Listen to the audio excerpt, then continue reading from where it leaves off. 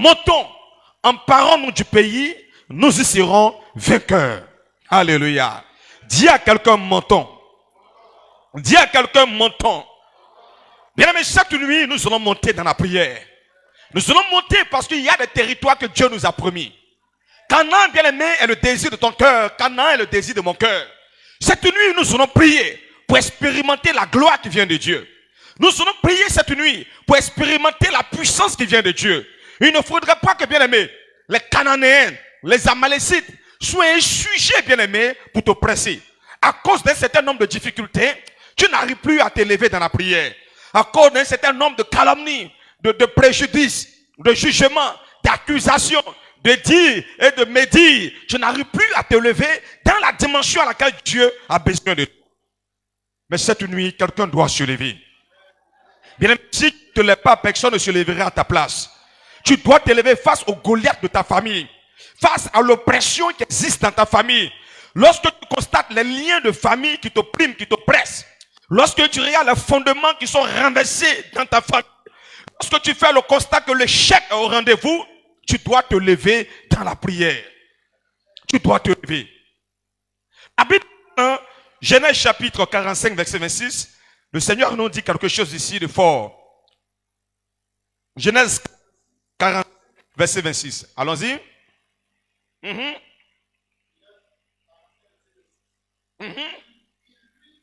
Il lui dit, Joseph vit encore. Et même c'est lui qui gouverne. Dis à quelqu'un, Joseph vit encore. La Bible déclare que Joseph est porteur de vision. Joseph est un homme de rêve. Joseph est un homme de vision. Quand je parle de rêve, bien aimé, je ne parle pas de le faire de dormir et de dire non, on m'a poursuivi. De dormir ou de dire non, j'ai compté de l'argent. De dormir ou non, de dire non, j'ai acheté ceci.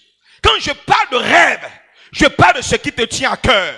Quand je parle de rêve, je parle de ce pourquoi Dieu t'a créé, ce pourquoi Dieu t'a appelé. La Bible déclare que lorsque l'Éternel entre dans la maison d'Israël, il va sauter les enfants d'Israël et il va localiser Joseph. Quand il arrive sur Joseph, il donne une vision, une révélation à Joseph. Cette révélation était que ses frères vont se prosterner pour l'adorer. Donc, Joseph va être au-dessus de ses frères. Dieu ne tient pas compte du classement de la famille. Que tu sois l'aîné d'une famille, que tu sois le dernier d'une famille, cela compte peu aux yeux de l'Éternel. Quelqu'un ne m'a pas dit Amen. J'ai dit cela compte peu aux yeux de l'Éternel. Quand il rentre dans la famille d'Israël, dans la famille de Jacob, Dieu ne va pas chercher à savoir qui est le premier-né. Dieu ne cherche pas à savoir qui a investi en premier. Il ne va pas chercher à savoir qui était en première position. Mais lorsqu'il rentre, il va rechercher celui qui a un cœur disposé. Quand il entre dans cette maison, il cherche celui ou celle qui a un cœur disposé. Et la personne qu'il a trouvée, c'est Joseph. Le nom Joseph signifie celui qui ajoute. Je prie que pendant ce moment de jeûne, que Dieu ajoute à la destinée d'une personne. Je déclare que Dieu ajoute à la vie d'une personne au nom de Jésus. Bien aimé, il y a des choses qui manquent.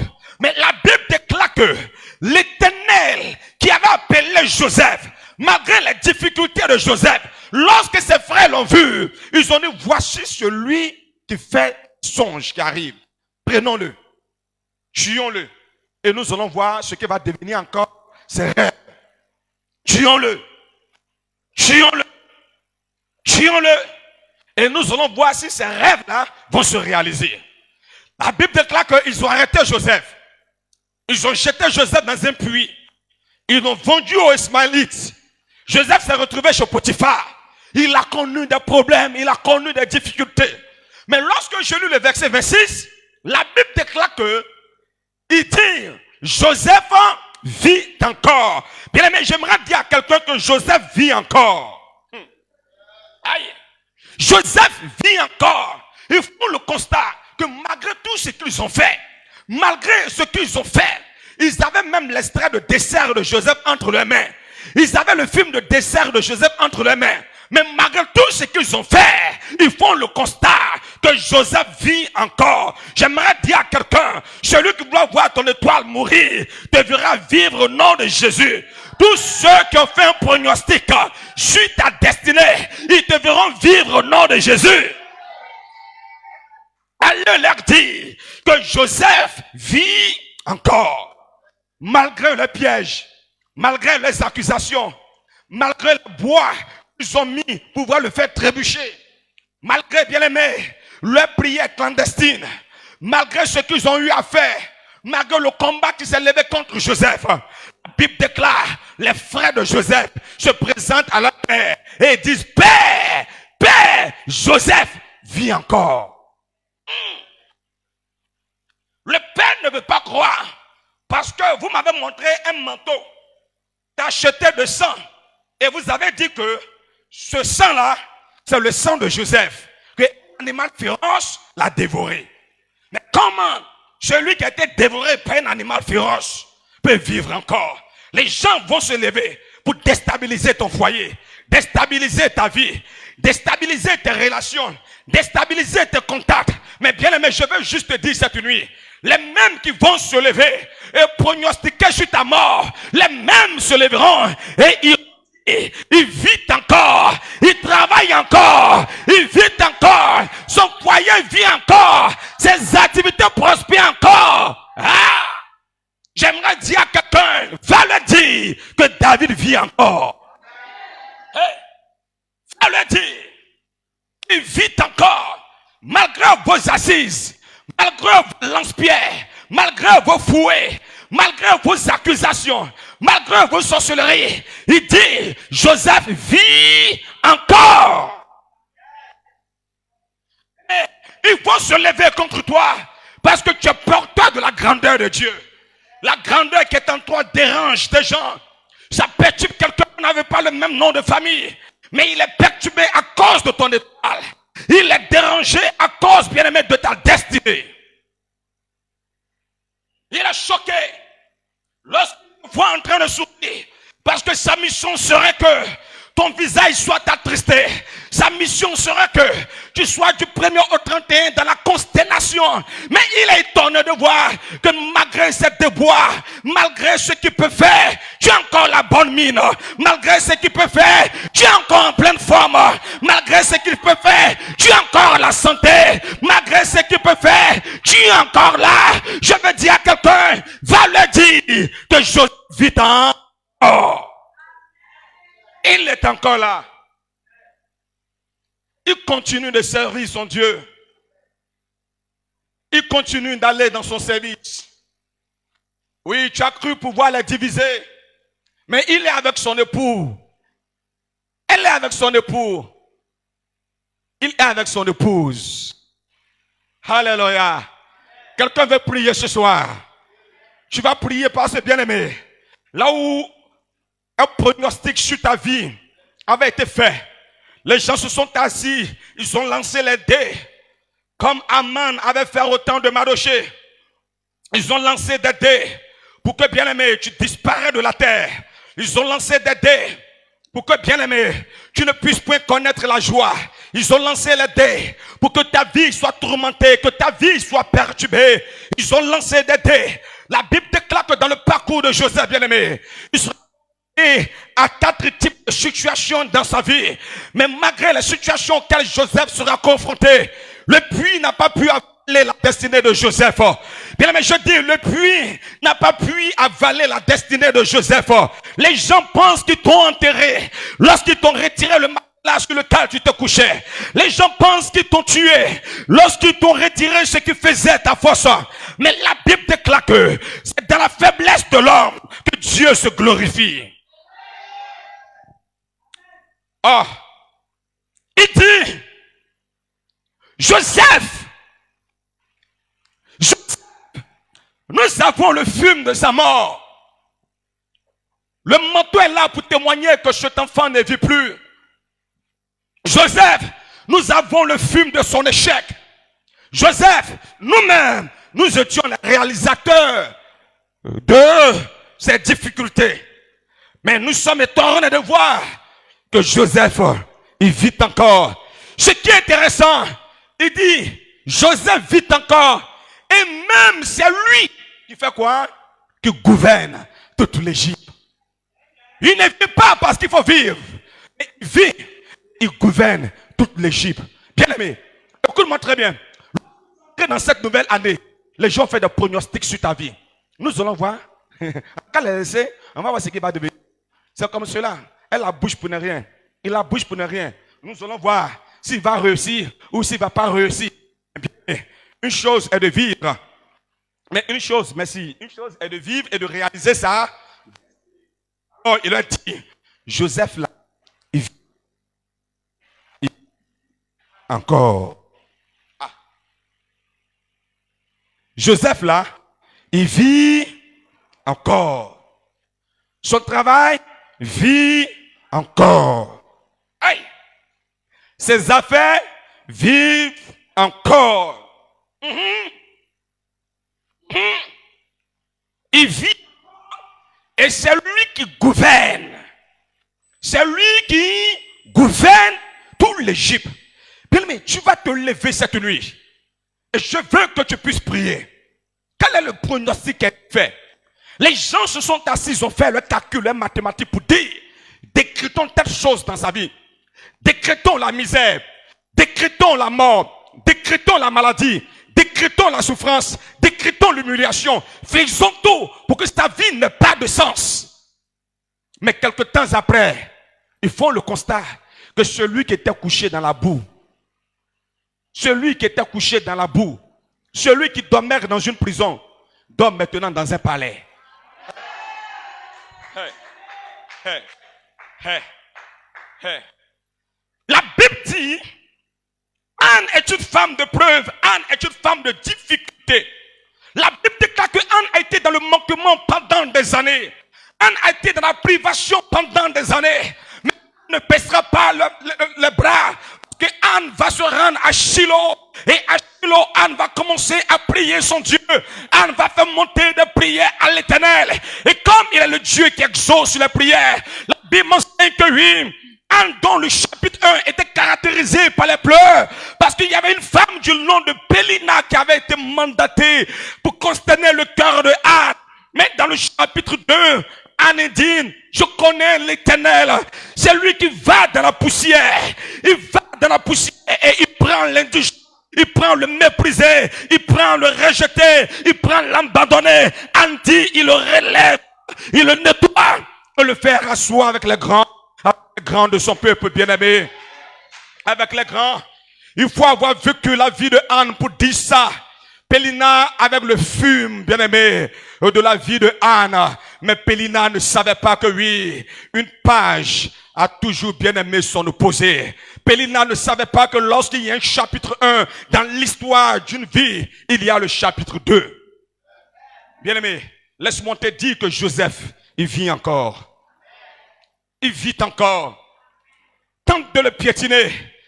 Essaie de le piétiner, mais laisse-moi te dire simplement qu'il vit encore.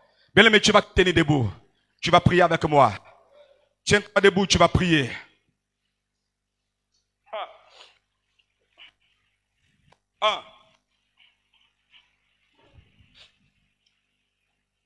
La Bible déclare que lorsque Daniel a été jeté dans la fosse au lion, bien-aimé, tu vas prier. Le roi s'approche et puis le roi appelle Daniel avec une petite voix. Le roi dit, Daniel. Parce que personne qui était dans la fosse au lion ne pouvait vivre parce que les lions étaient très... Alors le roi s'approche pour vérifier si Daniel est encore en vie. Et le roi dit, Daniel. Et une voix de la fosse au lion dit, oui, roi. Alors, le roi est étonné de voir que pendant plusieurs heures, où il est en contact avec des lions voraces, des lions enfermés, Daniel est encore la vie. Et le roi dit que dorénavant, que tout le monde adore le Dieu de Daniel. Dis quelqu'un, Joseph, il vit encore. Hey, je ne sais pas qu'est-ce qui représente le Joseph de ta vie. Les gens font un pronostic là. Les gens font un pronostic là. De toute façon, la voyez là. Elle ne va jamais se marier. De toute façon, vous le voyez là. Il ne va jamais réaliser. De toute façon, vous le voyez comme cela. il ne va jamais faire tant. Cette bouche qui est en train de faire une promotion de ton échec, je vais juste te dire que cette bouche sera l'objet de ton témoignage. Je dis, la bouche qui est en train de faire la promotion, bien aimé, de ton échec. La Bible déclare que Saül a combattu l'onction de David. Saül a combattu David jusqu'au dernier souffle de Saül. Mais à un moment donné de la vie de Saül, Saül se présente et dit à David, je sais que l'Éternel t'a oint pour être roi en Israël. Le même qu'il a combattu, le même qui a reconnu l'onction de Dieu sur sa vie. D'après moi, Seigneur Jésus, tous ceux qui combattent ma destinée soient combattus. Ceux qui combattent ma vie soient combattus. Parce que la Bible déclare qu'il est de la justice de Dieu de rendre l'affliction à ceux qui nous affligent. Père, Père, tout ce que le diable a décrété mort dans ma vie, je déclare au nom de Jésus que ma situation prend vie, mes activités prennent vie, ma destinée prend vie. Où la bouche commence à prier Dieu. Prie-le, prie-le, prie-le. Ésaïe chapitre 7. On va prendre le verset 6 et le verset 7. Caleb a dit, montons et emparons-nous du pays. Emparons-nous de notre destinée. Ne laissons pas les gens contrôler notre destinée. Ne laissons pas les gens contrôler nos vies. Ne laisse pas contrôler ta destinée. C'est pourquoi les frères de Joseph, qui avaient signé son arrêt de mort, les mêmes frères de Joseph ont fait le constat que l'homme qu'ils ont tué, l'homme qu'ils ont enterré, tombe la vie encore. Qu'est-ce qu'il dit? Ésaïe 7, verset 6. Oui. Montons contre Juda. Montons contre Juda. Assiégeons la ville. On a qu'à assiéger Juda. Et battons-la en brèche. Et battons, détruisons Juda. Et proclamons-y pour roi le fils de Tabel. Et établissons le fils de Caleb sur le trône de Juda. Donc, Juda là, nous combattons Juda. On va détruire Juda et on va prendre quelqu'un d'autre pour s'installer sur le trône de Juda. Allons-y. Verset 7. Ainsi parle le Seigneur. Ainsi va parler Dieu. Dieu dit. Cela n'arrivera pas. Dieu dit cela n'aura pas. Cela n'aura pas lieu. Et cela n'aura pas lieu. Amen. Cela arriver. Cela n'aura jamais lieu. Nous serons levés là. Là où bien aimé, un programme avait été fait sur ta destinée. Dans ta famille. Là où quoi que ce soit avait été programmé sur ta vie. Une vie de douleur. Une vie bien aimée de difficulté. La Bible déclare que cela n'arrivera pas et cela n'aura pas lieu. Hey! Cela n'arrivera pas. L'homme Timée mendiait son pain. Ça rendait les gens heureux. Lorsque Batmé était en souffrance, ça rendait les gens heureux. Quand Batmé criait pour sortir des problèmes, les gens disent non, Batmé reste dedans. Bien aimé, ta situation fait la joie de quelqu'un. Ta situation, ta peur, tes pleurs, tes gémissements font la joie de quelqu'un. Non, mais quelqu'un se réjouit. Mais tu ne vas pas te réjouir parce que moi, je suis malade.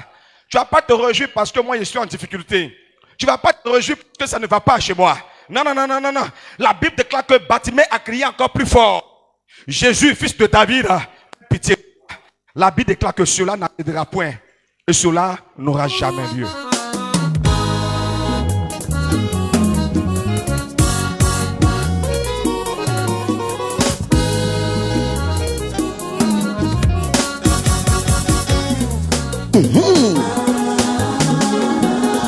Ah oui, oh. Yemenga timide ho, famille Jésus timide ho. Yamama mama somenu ho, famille Jésus mama somenu. Yemenga timide ho, Jésus timide ho.